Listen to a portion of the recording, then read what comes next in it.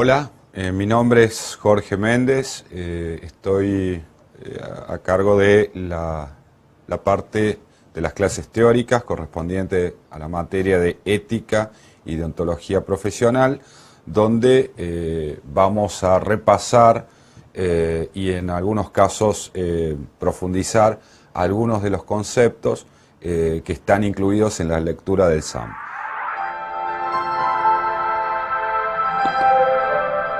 La idea, al menos del primer módulo, tiene que ver en términos generales con explicar cuestiones sobre la ética, su definición, sus diferencias con la moral, cuáles son las teorías éticas, es decir, concretamente cómo hay diferentes modos de fundamentar las normas éticas y finalmente una parte que se conoce como ética aplicada, que es la parte de donde debemos fundamentar cómo podemos, partiendo de principios generales o principios abstractos de ética, aplicarla a diferentes campos tales como, primero, las organizaciones, entre las cuales están, por supuesto, las empresas, lo que sería la práctica profesional, es decir, la deontología como una ética aplicada, y hay diversos campos donde se puede aplicar la ética. En términos generales, la ética siempre se da en campos concretos, es decir, los principios éticos no dejan de ser una abstracción general, pero todo campo específico tiene una cierta práctica ética. Es decir, no existe la ética en general, sino que siempre la ética se da encarnada en campos específicos. Por lo tanto, la ética va a ser entendida aquí como un proceso de reflexión sobre la acción humana y concretamente sobre la acción buena o la acción mala. Es decir, el tema de la ética sigue siendo la cuestión del bien y la cuestión del mal. Respecto a la moral, digamos que se diferencia, la vamos a diferenciar de la ética, y respecto a las distintas teorías o fundamentaciones de la ética, vamos a distinguir, por ejemplo, entre éticas clásicas, tales como la ética aristotélica, conocida como el eudemonismo, el utilitarismo, éticas de raíz moderna, es decir, a partir aproximadamente del siglo XVI, XVII y concretamente el siglo XVIII, éticas deontológicas, éticas discursivas. Respecto a la aplicación o ética aplicada de la ética, vamos a distinguir en el caso de las organizaciones lo que se conoce como bienes internos de la organización y los bienes externos de la organización y cómo siempre resulta conveniente mantener un equilibrio entre estos bienes internos y bienes externos. Comenzando con el primer punto, vamos a hablar de la ética como disciplina. ¿Cuál es su definición? En principio es una parte de la filosofía. Ahora bien, hay dos grandes campos dentro de la filosofía, como son la filosofía teórica, estrictamente, y la filosofía práctica. Al menos de Kant en adelante se distinguen estos dos campos. ¿Cuál es la diferencia? Bueno, mientras que la filosofía teórica se ocupa, diríamos, de las cosas o de la realidad, por decirlo quizás no con exactitud, pero para dar una idea más precisa, la filosofía práctica se ocupa de la acción humana. Es decir, no se ocupa de las cosas, sino de la acción humana. Esta es la diferencia kantiana entre filosofía teórica y filosofía práctica.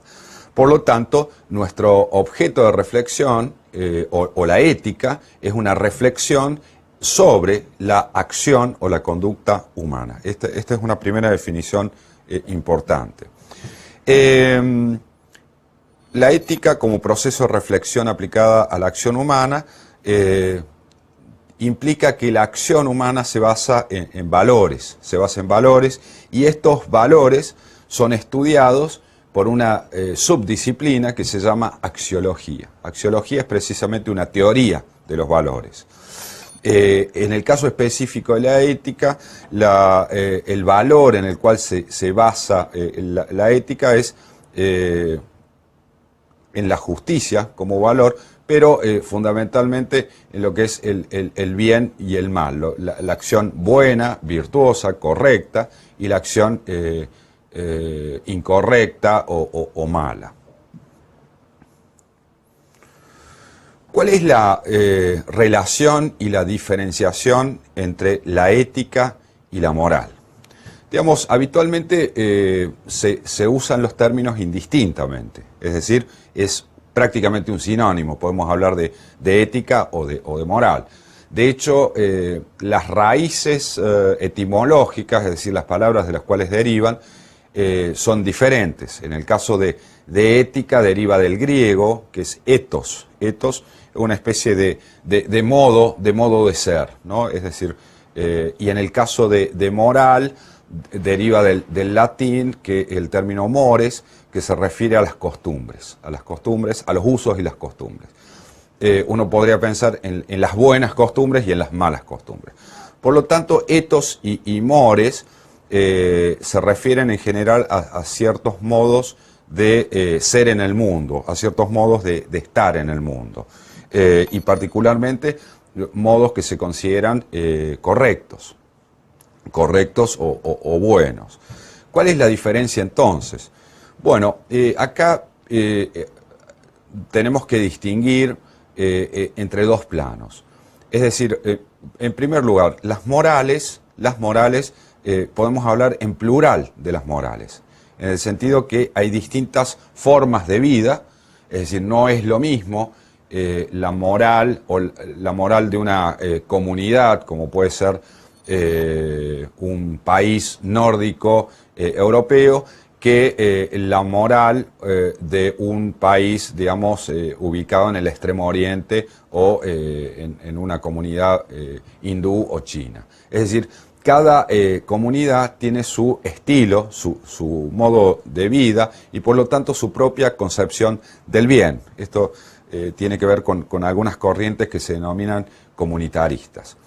Ahora bien, se entiende entonces que cuando hablamos de moral nos referimos a lo que sería la moral vivida, es decir, los distintos modos de vivir o los distintos modos de ser que hay en el mundo. Por lo tanto, es probablemente más correcto hablar de moralidades. No hay una sola, sino que hay muchas, y esto también tiene que ver con lo que se conoce como el respeto necesario a la diversidad. Es decir, y tampoco hay un solo modo de entender la vida buena o el bien que pueda o deba ser impuesto a una comunidad que tiene otra concepción o interpretación de la vida buena o del bien. Esto me parece importante. Por lo tanto, si la moral es esto, ¿qué es la ética? Bueno, aquí, la ética sería no la moral vivida, sino la moral pensada. O sea, ¿qué quiere decir la moral pensada? Bueno, es una reflexión que tiene como objeto a la moral o a las moralidades. ¿Qué es lo que busca la ética? Bueno, la ética busca los puntos, diríamos, comunes a las distintas moralidades. Esto, por supuesto, es y ha sido materia de controversia, es decir, es posible encontrar principios comunes a todas las éticas en el mundo, o es imposible reducirlas a principios comunes. Por lo tanto, la moral pensada es una reflexión sobre, digamos, las diferentes moralidades, y pretende o tiene una pretensión de una generalidad o de una universalidad que no tiene la moralidad. A su vez, la ética, ya vamos a ver esto más claramente cuando veamos los niveles de reflexión ética, piensa los fundamentos de la moralidad, es decir, reconstruye o explicita los distintos fundamentos de las moralidades. Por lo tanto, la ética, a diferencia de la moral, pretende o tiene la pretensión de establecer ciertos principios, ciertas normas comunes a las diferentes moralidades. Es decir, la ética tiene una pretensión de universalidad. Por lo tanto, cuando nosotros avancemos en lo que es la ética de las organizaciones o el marco ético de las organizaciones en la actualidad, nos vamos a referir a este intento de la ética de encontrar ciertos principios comunes como ética mínima. Ética mínima.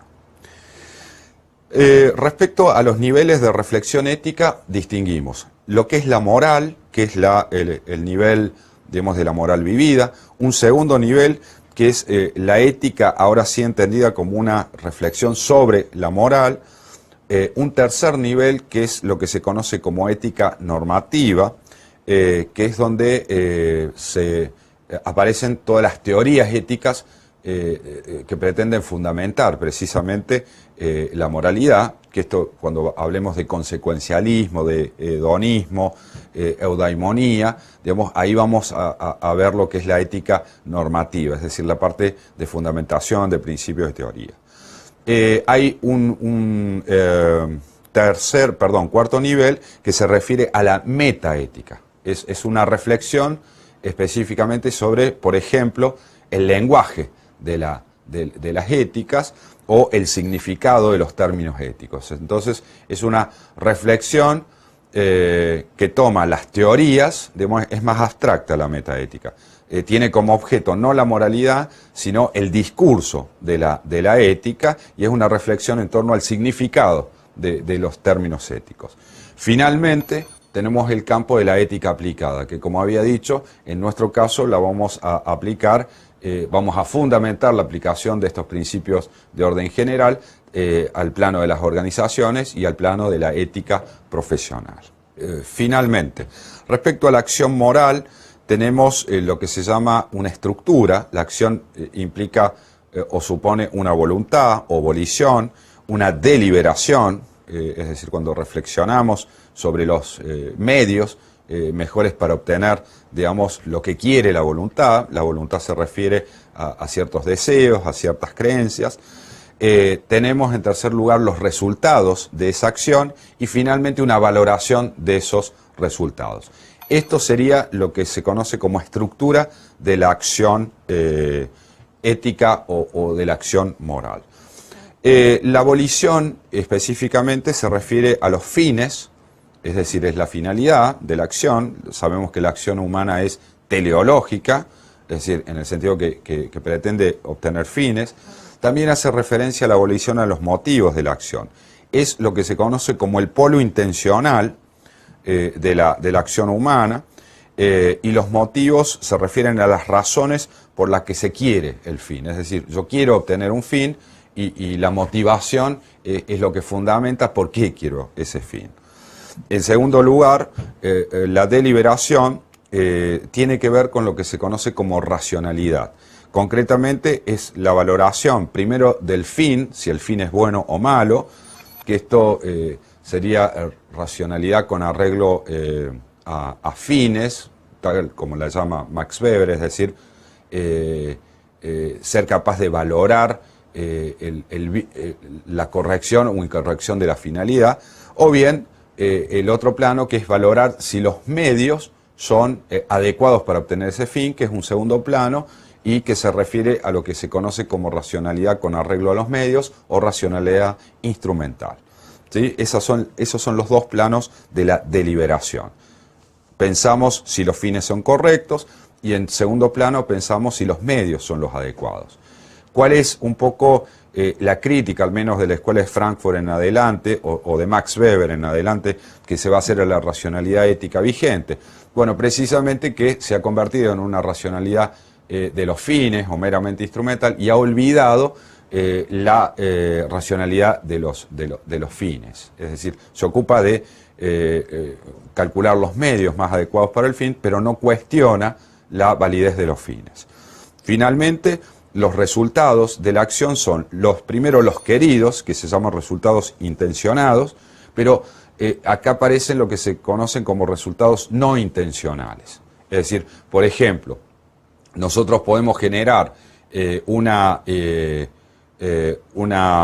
inversión económica, una empresa en una determinada población que genera como efecto no intencional que haya diferencias sociales en ese pueblo hipotético donde no las había, o que genera exclusiones donde no las había, o que genera efectos ecológicos cuando no los había, es decir, efectos negativos ecológicos, que se conoce, bueno, en algunos casos como externalidades, pero en el lenguaje ético se conocen como efectos no intencionales. Es decir, no estaba, lo que se pretendía era, por ejemplo, en este caso, generar una empresa, producir determinados bienes o servicios y generar actividad económica como intencionalidad de la acción. Ahora, esa intencionalidad siempre tiene una contracara que son los efectos no intencionales.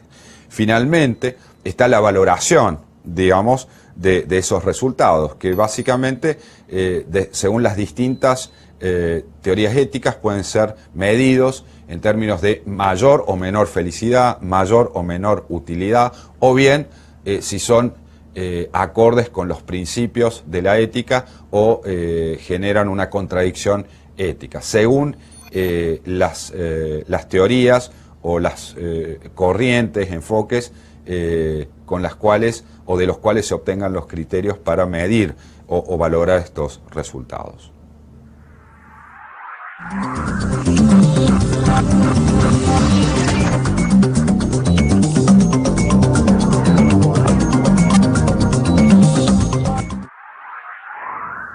Hola, comenzamos la segunda parte de la clase teórica del módulo 1, que se refiere a la ética, a los principios de ética y a sus definiciones. En este caso vamos a tratar las diferentes clasificaciones sobre los tipos de ética. Vamos a hablar sobre lo que son, digamos, una teoría sobre la conciencia moral o de la evolución ética de la humanidad y más o menos esbozar algunas ideas sobre dónde estaríamos ubicados actualmente, es decir, lo que se conoce como nivel postconvencional.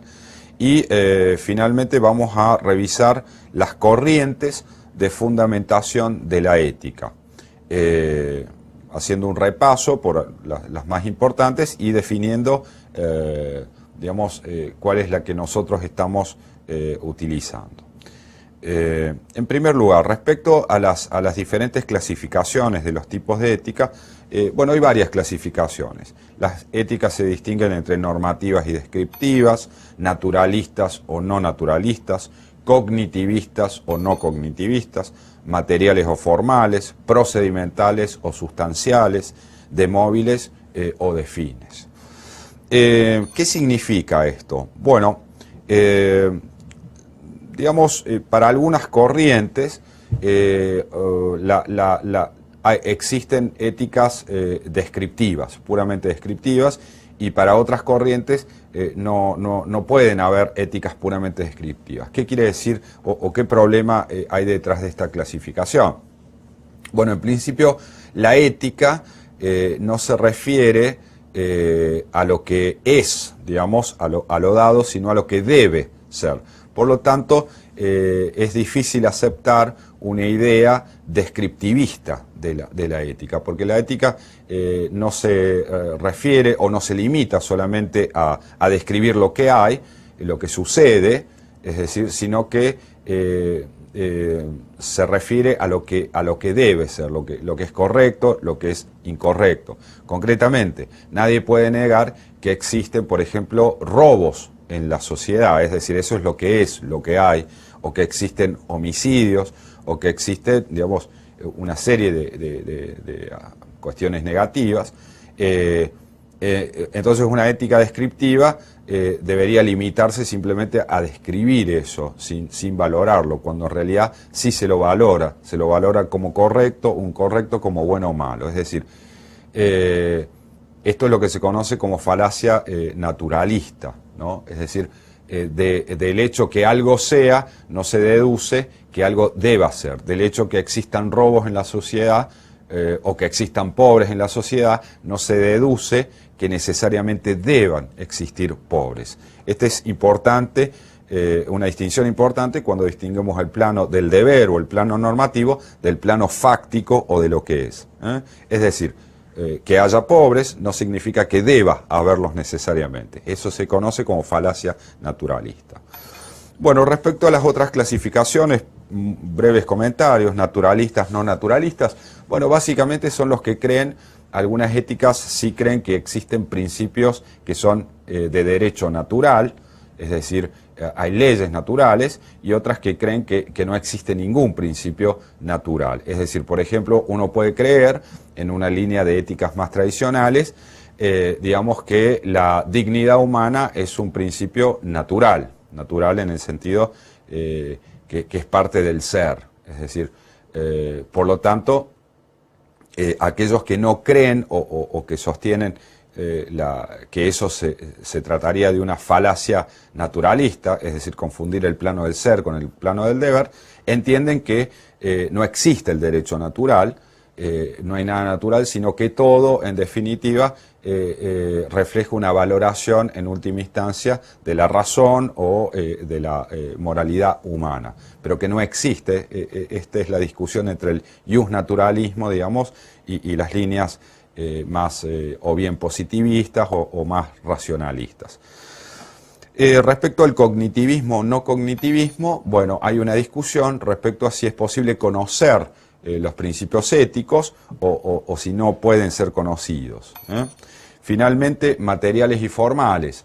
Esta distinción hace referencia a que es posible o no posible tener, por ejemplo, una ética con validez universal, que sería una ética más formal, en el sentido aplicable a todas las moralidades o a todas las comunidades. Esto es un formalismo ético que tiene que ver con el próximo criterio, que es procedimentalismo. Habitualmente el formalismo es procedimentalista. Por ejemplo, la ética de la comunicación de Habermas pretende ser aplicable a todo el mundo, ¿sí? Pero sin hacer referencia a normas concretas, sino estableciendo ciertos procedimientos éticos para, por ejemplo, la resolución de conflictos. Pero a esto se oponen las líneas que creen que la materialidad o las normas concretas no pueden ser eliminadas bajo el velo, digamos, de un procedimentalismo. Es decir, creen que aún el procedimentalismo implica una cierta materialidad, o sea que es imposible no tener una materialidad, ¿sí? Bueno, por lo tanto, la otra distinción que es relevante es digamos, las éticas procedimentalistas y las éticas sustanciales.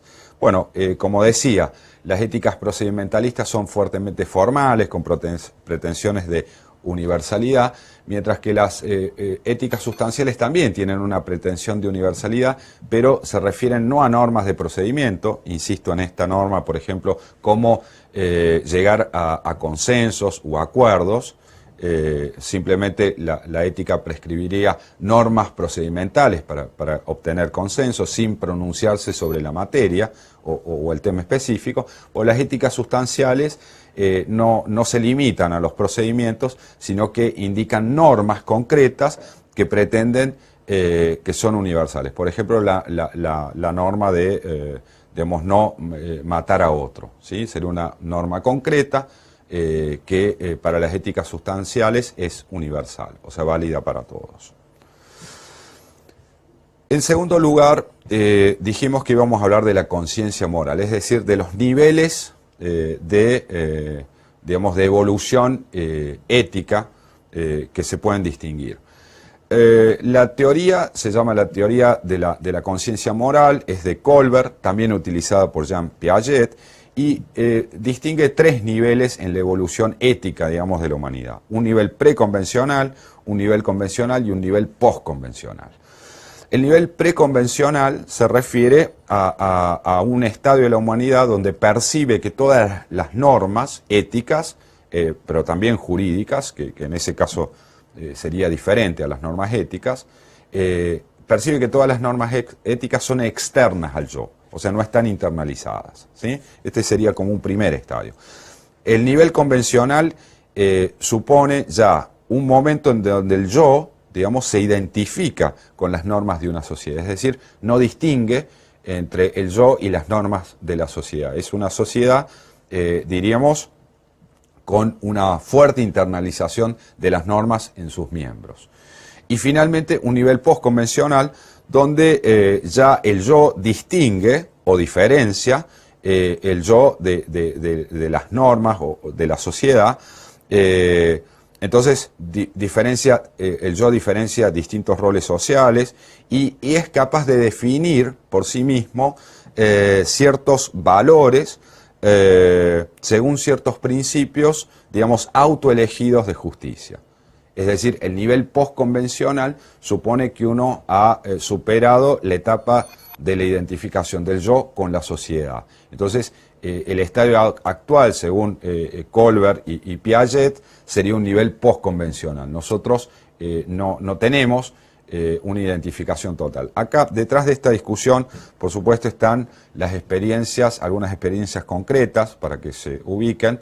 En el caso de la historia europea, las experiencias con, por ejemplo, el fascismo o el nacionalsocialismo, donde hay una fuerte identificación del yo con una determinada moralidad social que es claramente criticada por las líneas postconvencionales, en el sentido que esa identificación tan absoluta puede llevar no solamente a un conformismo, sino a acciones colectivas que en algunos casos, como estos que estoy mencionando, han llevado a tragedias colectivas. Entonces, me parece que está detrás de esta distinción entre el nivel convencional y postconvencional esta cuestión. Finalmente, tenemos lo que se refiere a las corrientes de fundamentación de la ética. Bueno, acá vamos a distinguir 4 corrientes, básicamente, que nos parecen relevantes y que tienen que ver con la cuarta corriente que sintetiza en alguna medida las 3 anteriores, que es la ética de la comunicación o la ética del discurso, diseñada por Jürgen Habermas y Karl Otto Appel, y que en el caso de la bibliografía de la materia aparece en el libro de Adela Cortina.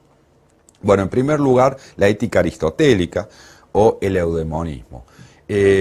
Aristóteles entiende que el fin del hombre, el fin de la vida, digamos, es buscar y encontrar, por supuesto, la felicidad. La felicidad es el bien, o sea que estas éticas de la felicidad o del bien se llaman o se conocen como eudaimónicas o éticas de la eudaimonía, que quiere decir precisamente la búsqueda del bien o de la felicidad. Por lo tanto, el objetivo de las éticas es definir una vida buena. Es decir, una vida buena, ¿cuál es la vida buena? Bueno, precisamente aquella que nos permite acceder a la felicidad y nos aleja de lo que sería la infelicidad, el dolor, etc. O sea que las éticas aristotélicas tradicionalmente son éticas del bien, Voy a hacer después algunos comentarios u objeciones a esta concepción cuando se la toma aisladamente. En concreto, el problema de la vida buena o del buen vivir, como se habla en la actualidad, tiene que ver con un problema que cuando, por ejemplo, para las concepciones liberales, digamos, el buen vivir es definido por el individuo, mientras que para otras concepciones el buen vivir puede ser definido, por ejemplo, por el Estado. Entonces, no es lo mismo entender que la concepción del bien sea definida por el individuo o una comunidad que sea definida por el Estado. Esto lo vamos a ver más adelante cuando veamos la ética cívica, porque es un tema relevante. O sea, ¿quién define lo que es el buen vivir? No es un tema menor, sino que es un tema central. La segunda corriente de ética se conoce como consecuencialismo, es decir, son corrientes éticas que miden la bondad o la maldad de una acción ética en función de las consecuencias. Por ejemplo, el hedonismo. Para el hedonismo una acción es buena si incrementa el placer y es mala si aumenta el dolor o el displacer. En el caso del utilitarismo, que ya es una corriente moderna, una acción es buena si produce, por ejemplo, más beneficios que costes, ¿sí? O sea, genera más beneficios, digamos, y es mala si me genera más costes que beneficios, o en definitiva si genera una satisfacción de mis preferencias o no satisface mis preferencias. Es decir, el consecuencialismo determina si una acción es buena o mala en función de los resultados, de las consecuencias. Por eso, consecuencialista. Finalmente, el principismo, que sería la deontología del Kant, no hace ninguna referencia o entiende que la ética no debe considerar desde ningún punto de vista las consecuencias. Lo único que importa es los principios y el deber. O sea, diríamos, caiga quien caiga. Es decir, no debe medir si las consecuencias son buenas o malas. Por lo tanto, esto nos genera un conflicto entre, que Max Weber había definido entre la ética de los principios y la ética de la responsabilidad. La ética de la comunicación pretende ser una mediación entre estas dos posiciones. Es decir, es principista en el sentido que tiene principios, pero también es capaz de medir los efectos posibles. Es decir, no se cierra, digamos, al principismo en términos kantianos de rigorismo o en algunos casos, como algunas corrientes religiosas, de integrismos o fundamentalismos, que no tienen en absoluto en cuenta las consecuencias, pero digamos, esta aceptación de que existen principios no implica que no deba establecerse una especie de cálculo ético de las responsabilidades. Es decir, en concreto, cuando veamos la ética empresarial, vamos a ver que no puede ser una ética puramente de principios, así como no puede caer en una posición puramente pragmática, donde lo único que tenga en cuenta son los resultados. Es decir, justamente la ética de la comunicación de Habermas va a pretender una mediación entre los principios, digamos, y la responsabilidad. El antecedente de esta discusión está en la obra de Max Weber, donde justamente analiza el caso de Weber, la ética en el caso de la acción política. En el caso de la acción política, es decir, el político frente a una disyuntiva ética respecto a ser principista, pase lo que pase. Por ejemplo, decir siempre la verdad es un principio ético. Ahora, la ética de la responsabilidad nos indica, bueno, pero si decir la verdad genera, por ejemplo, una guerra o genera una corrida cambiaria que va a determinar una crisis económica, uno puede llegar a dudar, digamos, si el cumplimiento estricto del principio, por ejemplo, de decir la verdad, es compatible con el bien colectivo o con el fin de la política, que es en definitiva el bienestar general. Es decir, estos son los tipos de conflicto a los que se refiere esta distinción entre ética de la responsabilidad y ética de los principios. Por lo tanto, tanto la ética política, como en este caso la ética de las organizaciones y la ética empresarial en particular, es definida por Adela Cortina como una ética de la responsabilidad convencida. Es decir, es una ética que tiene en cuenta las consecuencias, pero que también lo de lo convencido hace referencia a la existencia de principios.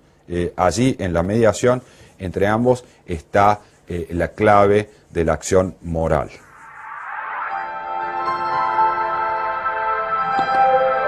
Bien, con esto cerraríamos la exposición teórica del módulo 1, donde hemos pretendido aclarar y en algunos casos profundizar algunos de los conceptos centrales del módulo 1 referido a los principios de la ética.